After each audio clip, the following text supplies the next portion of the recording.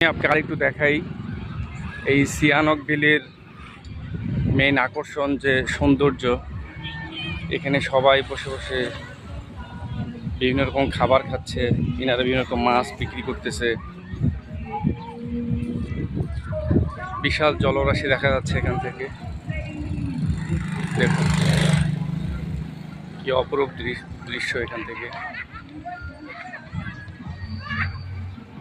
এবং বিশেষ করে গতকালকে এখানে বৌদ্ধদের তাদের প্রধান ধর্মীয় উৎসব চলে গেছে গতকাল রাতে, তাই আজকেও দেখা যাচ্ছে ছুটি।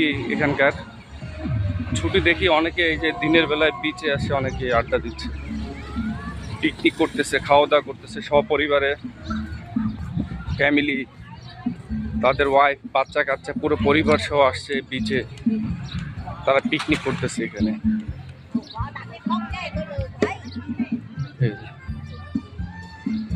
দেখুন কেউ কেউ বসে বসে গান বাজাচ্ছে আর বসে এখানে সমুদ্র উপভোগ করতেছে সবাই।